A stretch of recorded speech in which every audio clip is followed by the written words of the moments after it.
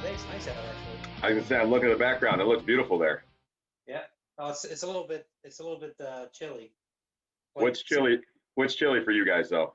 Oh, right now 65. I don't think we're gonna get out of the low 50s today. So, Oh no, today's supposed to be 81. oh, geez, yeah, that's a little different. So, all right. So I've got my grains out here. I'm gonna get my water together, get things started heating up. So I'll be popping in and out for a second. All right. Yeah, no worries. I'm just filling up the HLT.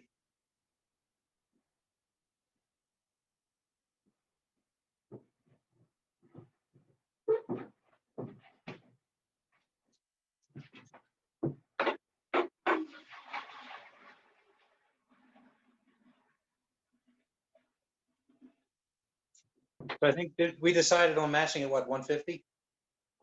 I think that was 150, 149. Yep, 149, 150. Yep, sounds good to me. A lot of grains too. Oh yeah, there are. I was going through and building this the other day, taking yours and then rotate or just change it to my profile. I was like, man, I don't know if I've ever had this many grains in any brews I've ever done before. So it's going to be. It's pretty close to when I do that the Rasputin's beer, the Russian Imperial Stout. It's very close to that. 17 pounds, 2 ounces is total for me with my profile. Mine's definitely more than that. I think yours was a 6-gallon recipe, 5.5. 5.5, yeah. 5.5, yeah. I go with 5 because I ferment in pinlock kegs. Oh, okay, that's right. There's a couple guys that do it that way. How does that work for you? You know what? I like the fact that I don't get a full 5 gallons out, but I like the fact that I can do all the stuff that the pressure transfers and all that type of stuff that you get out of those. But I can pick up a pinlock if you find them on sale for $30 to $40. Yeah, that's not bad at all. A lot cheaper than some of these fermenters. Yeah, I mean, I was looking at like the what's the bucket you have, the fermenting bucket that you've got? I have the brew bucket. That's Brew Tech. Yeah. I was looking at those, there's a couple different models out there, and I was looking at those, and I started kind of considering, and I happened to be, Spike has what is it, like the Spike Plus, it's got all the bells and whistles, and I was looking at those. Yeah. I happened to be listening to a Brewlosophy podcast talking about different fermenting options. I never had considered a keg, and I bought stuff off a guy who had a gluten sensitivity, had to stop brewing, so he had a bunch of extra gear. So I spent $300 or $400 and bought all kinds of extra stuff, and he had both pin lock and ball lock, and I had switched over to ball lock, and I had 2 pin locks just sitting around doing nothing. And I was like, okay, I can do the same darn thing out of it. As I started looking at it and going, yeah, it's a heck of a lot cheaper. If I want to build a bigger batch, I go to 6 gallons. I've got 2, just split it half and half. And you do the same thing. I can do the pressure fermenting with the spunding valve bottom. You can pressure ferment. That's what they're designed for. So yeah, so you can do all that stuff. The only thing I had to do with them is I took the idea, like was it the All-Rounder or Firmzilla that Gary and guys at Exit 12 use? Yeah. I took the flexible, the floating beer line. Okay. And put that in there. So I made that so I don't have to. I was picking up a bunch of trub and hops if I had the regular line through there. I'd cut it off. I don't know, probably that 1.5 or so. But I was still picking stuff up. And he was and he was dry hopped. I was still getting stuff in the poppet. Okay. So I switched over to that. Took the line out. It comes with a little nipple on the end of it.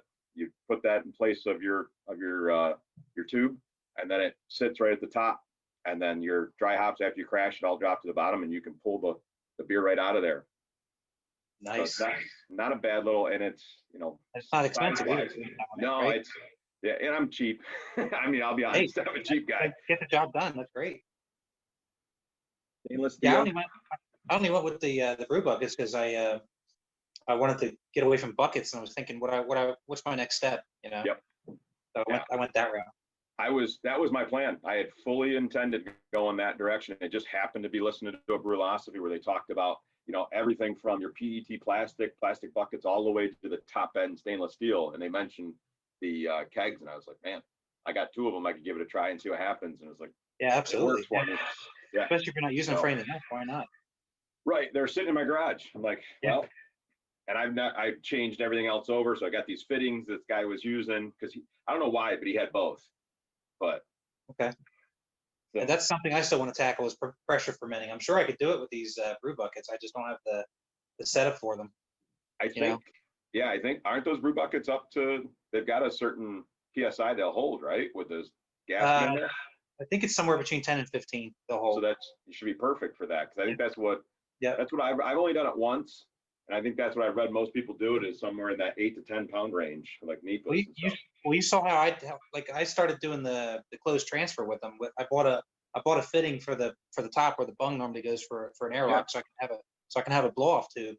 And then what I did was I put together some bibs and bobs on the ends of that to be able to hook up a quick connect for gas. Oh, and that's how I can transfer. But to do the pressure ferment, you would have to have probably a spunding valve or something on the end of there to keep track of the pressure. I don't have anything like that. Yep. So. And they're not bad. I built one. I was just seeing somebody put it on Discord just the other day. Maybe Dave Phelps. I'm not trying to remember. It was bow tie. I think it's on More Beer. They have the whole kit. It's with that new.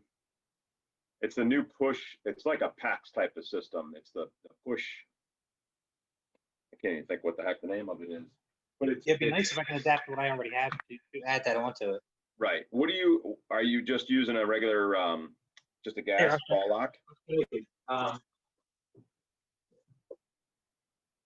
I haven't taken it apart because I haven't needed it yet for anything. But so in the lid, it's just like it's like an elbow, a 90, a barb 90, and this is just the nut here that goes secures it onto the lid. Sure. And then on the other, so when I'm fermenting, I take the end off and I just have this into a bucket of Star Sand. Yeah. But basically, I just put together a connection that goes to a fitting. Yeah. So I could put the gas onto there, and that's how I feed gas in through the lid to transfer it and keep the whole system closed. So right there.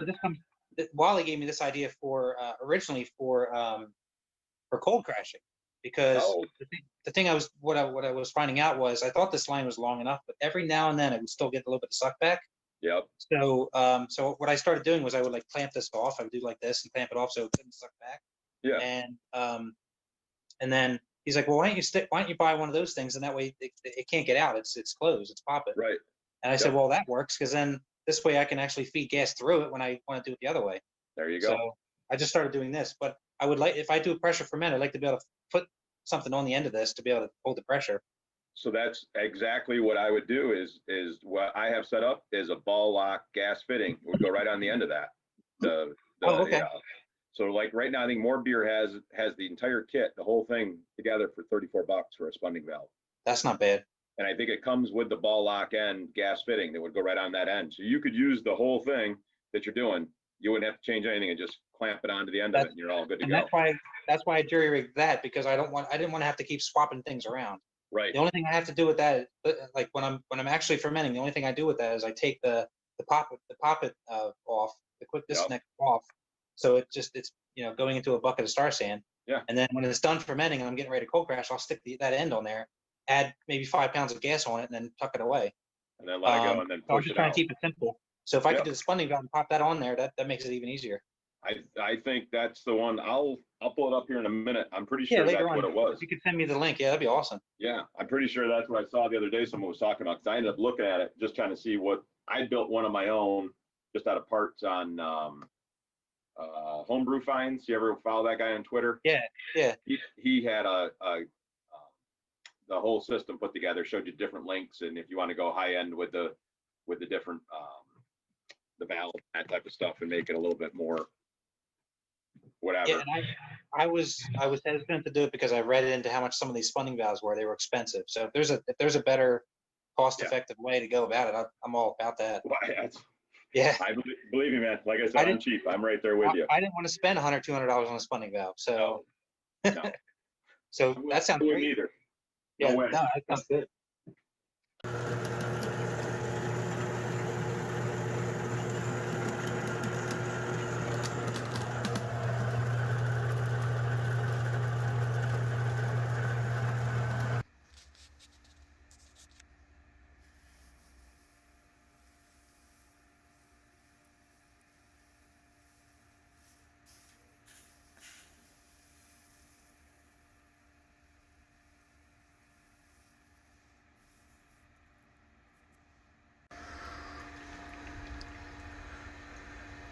There we go. All the grains in, the salt's on the top.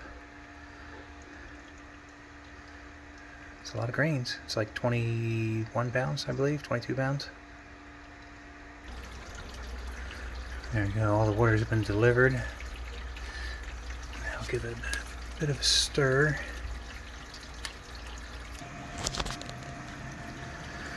All right, we hooked everything up. We got the mash recirculating now. It's pretty full. It's almost up to the 10-gallon mark. A lot of greens in there, a lot of water. 7.5 gallons of water I had to add in there. But everything's going good. Got a nice color. And I topped off the HLT, so we brought that back up to the 150. Now I'm just waiting for the mash to come up to the 150, and then I will start the clock. Take a look here. So we took out a lot of water, so I went ahead and refilled that. Put about 10 gallons in there, that way it's mostly submerged.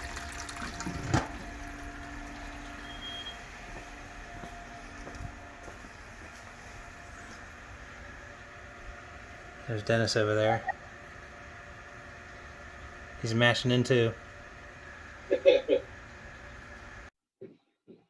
I can live with that. So it's mashed in and we're at 140, so now I can bring it up to the 150. We said 150, correct? 150 is what we're, right? We're 149? Yeah, 149, 150, something like that. I just want to make sure we were.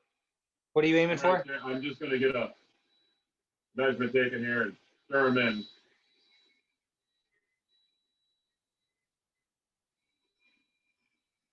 Yeah, I got the HLT dialed at 150, so I'm trying to bring it up to that temperature now. Nice. A little update now. We got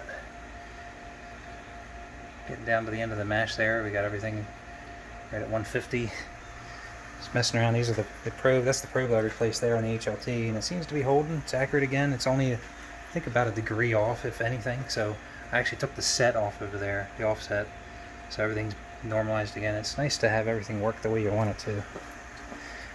But there's the mash going. I've got a pH reading. I didn't catch that on camera, but it's at 5.3, and so it's in the ballpark. I'm not going to mess with it. I was aiming for 5.4 per the or 5.37 per the Brew and water, so it's pretty close. Not going to mess with that any. All right, now we are sparging. We have a little bit of a little bit of a dribble coming out of that quick disconnect. I'll have to figure that out, but it's on the inside of the kettle, so I'm not worried about it. We got a nice copper color here.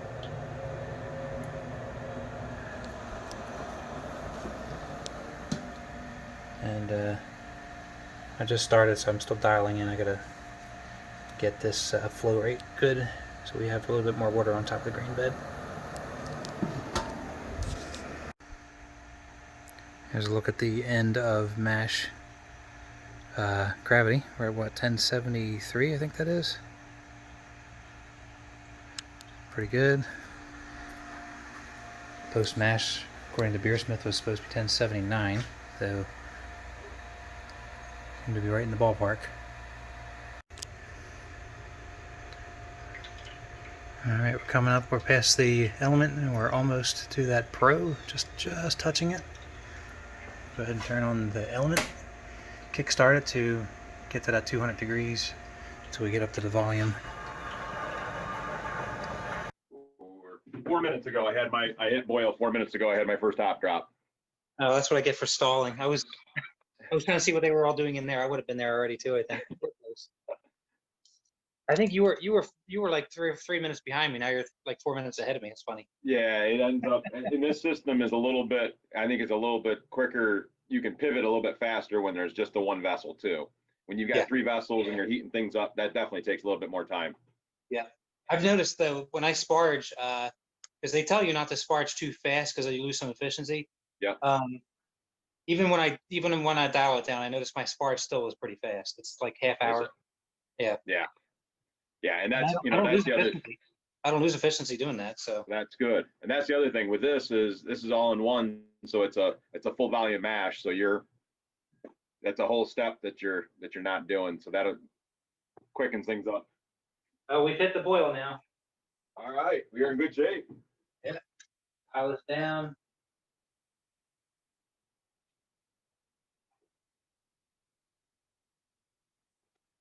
I don't want it at 100%. I'm gonna have a big mess. Oh yeah. Boils overs are not fun. No. Take a quick shot of this before I start to freak out here. We don't want to boil over. I had to dial this down to 50. Right. Look at that. Looks like a little meringue at the top. There's another shot here after I stirred it. Got all the way up to that 13-gallon mark. Trying to get this to calm down. I'll put the temperature back to 55, or put the efficiency back to 55 here. Trying to get it to calm down. Let's see if it...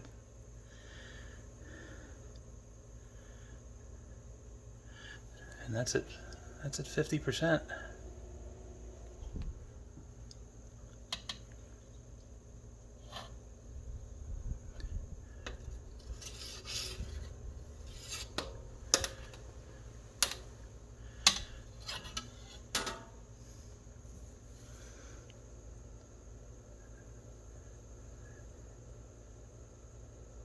I think it's probably good now. Go ahead and turn that back up.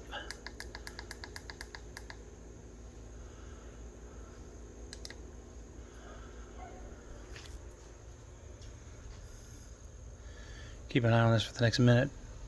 All those sugars in there, all that protein. Good thing we got a big kettle. All right, 60 minutes on the clock. We finally got this under control. First hop job. We got 2 ounces of East Kent Goldings.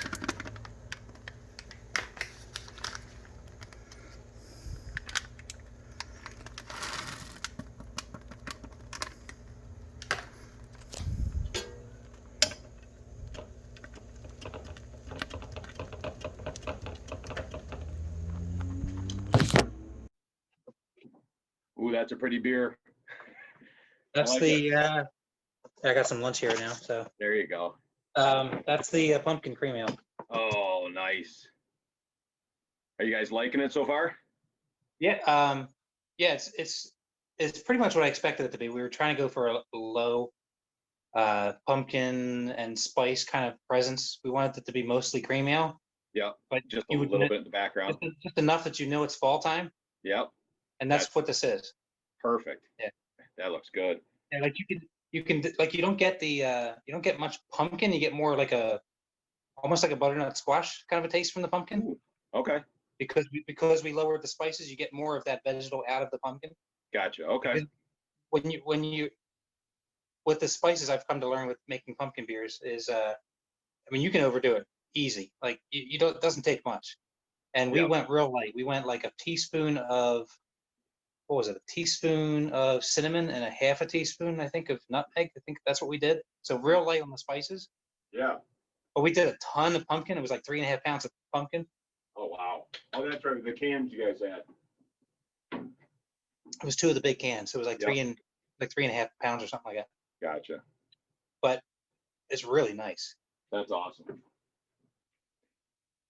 I pulled I think it was the first real official pull of the Oktoberfest Dave Phelps and I did together. Nice. That's really good. Yeah. Needs a little more time to clear out. I think it's been about maybe pushing 12 days or so. We were talking about lagering, like you and Gary had done yours, kind of let it set it and forget it for a little bit. That's what I've been doing with it. So it's not like it's not fully up to the CO2 volume that I would probably like it to be yet. Yeah. I'm just letting it do its thing while it's lagering. Looks great.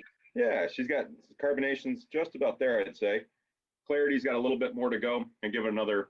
I was hoping by Halloween to be good to go, and maybe put a little picnic tap out in front. Being a Saturday is Halloween, you put it out there and put it on a little bit of gas, and we can sit out in the driveway, and people can come by, and you can get trick or treat candy, or you get trick or treat beer. Your choice. Nice. That's great. Depending on the age bracket you come in, right? Right. Yeah, it's true. Well, when I'm finished this one, that's what I'm going to do. I'll pull the first of the Marzen too, because that's been in there for 2 weeks, I think. Okay. So we'll see how clear it is and how carbonated it got. I tried a week ago. I tried this. It was still pretty sweet to the palate. That's starting to go away now. There's some malt. There's definitely a malt backbone there, but I'm happy to say that because that's how mine was. Mine was too Yeah. sweet when I tasted it. I was like, ugh, that's almost, I wouldn't say cloyingly sweet, but it was definitely up there. Yep. That's what I was afraid of with mine, because that's what mine was like. It felt like it was like, that's a little sweeter than I want it to be. Yep. So I'm hoping that comes down. This is definitely falling. This is the first time, like I said, the first time I've had it in a week. Definitely falling more into the line of what I was hoping for. So Okay. That lagering is definitely, I know for me, I feel like I'm in a big rush. I always want to try my beer and see how it is. Mm-hmm. But the lagers, the ales that are low hop, those types of things, your pilsners, that type of stuff, I always feel like 4 weeks, 3 weeks in, it's like, all right, now I'm finally getting to the beer that I was hoping for, that it's really, I agree. Some people really like it fresh, but I just find it to be too sweet and not dry enough on the palate. Not all Some the time, but a lot of times. Some beers though, like Dropkick Nate, that thing is great a couple days in. Yes, I agree. Mm-hmm. Yeah. If it's dry hopped or highly hopped, definitely I want those fresh. But these style beers, definitely the age helps them. Always a pleasure cleaning out the mash tun. Definitely over sparred, so some liquid left over. That is one full bucket of spent grains. Big beer. I'm down to 77. I'm working with 55-degree water out of the pool. 115. Oh, you're coming down quick.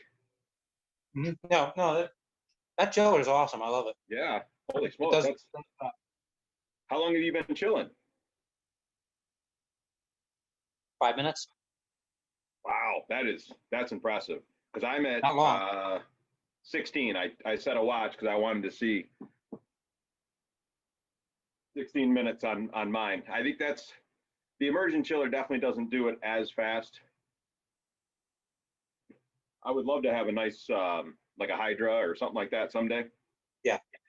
Well, so I switched to the counterflow chiller. The first system I had when I was doing the gas system, I had a plate chiller with that. Okay. I will say that the plate chiller cools it faster. Yeah. Than this. But the problem with the plate chiller is it's a pain in the ass to clean it. That's what I've heard from everybody that has one. This thing's great. I don't have to worry about that. You just run water through it and it's fine. Yeah, it doesn't ever get clogged up because there's a lot of area to work with in there. That's perfect. Yeah. I don't want the cleaning to become more of a hassle than anything else. I mean, the cleaning's tough as it is. So why make it more difficult on yourself if you have to?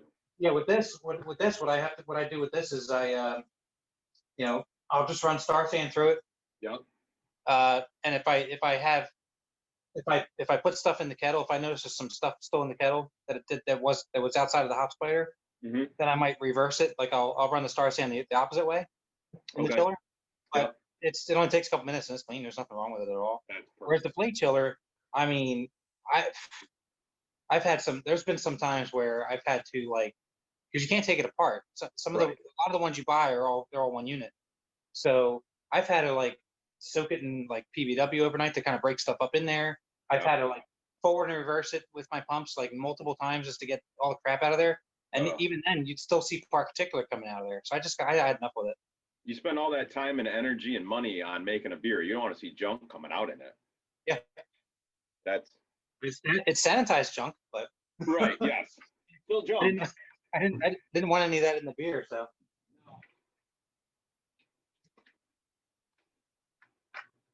All right. How are we looking? Oh, that's pretty. It's pretty clear. Yeah, it is. It's actually pretty clear. That carbonation's coming up on it too, isn't it? Yeah, you can see a little cap on it. Yeah. It's not all the way there yet with the carbonation because I did the set it and forget it method, but. You said 2 weeks that's been on carbonation? Yeah, I guess it's been about 2 weeks now. Okay. Yeah. So it's probably. I mean, I can't see. Let's see. There's some bubbles in there. So maybe another week, but that's exactly what I wanted. I wanted to lager it for 3-4 weeks. Yep.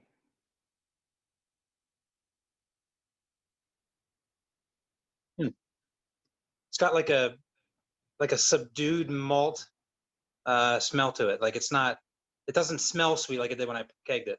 Yes. Okay. I agree. That's the same. That's interesting. It's Little nothing less like my sweet. other Oktoberfest. Is it less sweet than you remember it? It is. It's still a little sweet. Yeah. But what am I tasting? That's like a. It's almost like that's actually kind of cool. Like that's not what I would expect out of an Oktoberfest. I wouldn't want it to be that sweet, but Yeah. it kind of has like a it's caramel, but it's not like if it makes any sense. It's not like the beer caramel. It tastes Yeah. it almost tastes like a liquefied Werther's original. Oh, all right. Yeah, that makes sense. Not as sweet as a Werther's, but it Sure. kind of tastes like one. Okay, that makes sense. And it's probably definitely some toffee in there too. Yeah, I'm happy with mine so far. That's I mean, good. I would like to see it go a little further, a little drier, lose a little more of the sweetness, but I'm happy with the direction we're going. I think I would like this to be a little less sweet. It's not cloying though. It's not like like it's not too sweet, Yeah, but it's just too sweet for my taste. yep, I I agree. would And prefer that's it what to be I a little less found. sweet. The malt experiment did that to me too. At the beginning, it was, and then as time got on, it got better and better and better. And by the time it was the end, I was like, I wish I had a full keg of this because it's really good now. That's what I'm hoping that happens to this. I'm hoping that maybe between the fact that it just sits there for a little longer and also gets more carbonated, maybe that'll take away from that sweetness. Yep, that makes sense.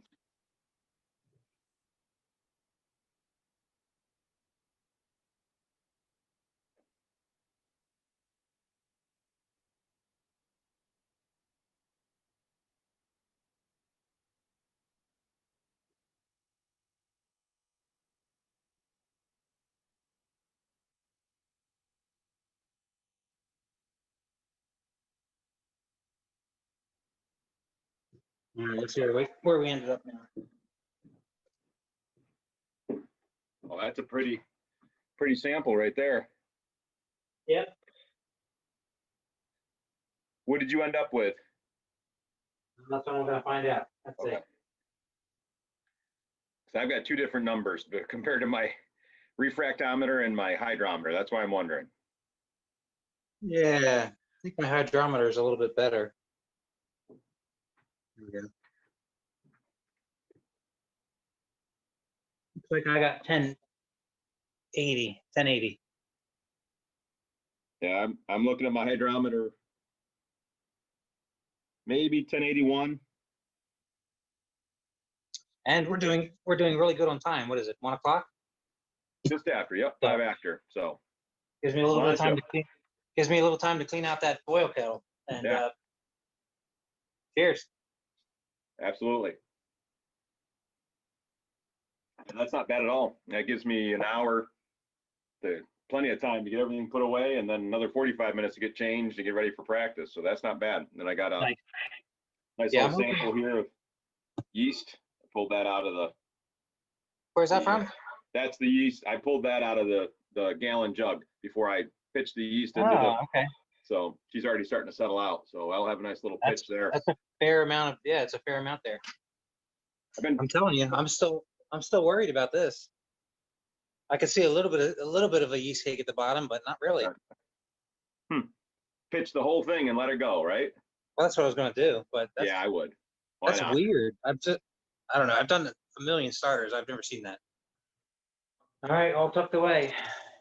All into the fermenter or into the firm chamber? It's in the firm chamber. Chamber set right now. I have it set to 65 just so I can help bring it down. Yep. The beer is 75 in the fermenter. So There you go. I put mine in the basement because it's kind of holding.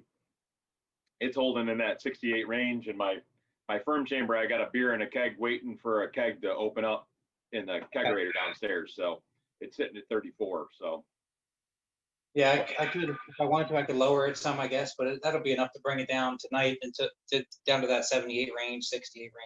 yeah, which will be perfect because it gives it a little bit of a temperature bump to get started, and then she'll bring her down.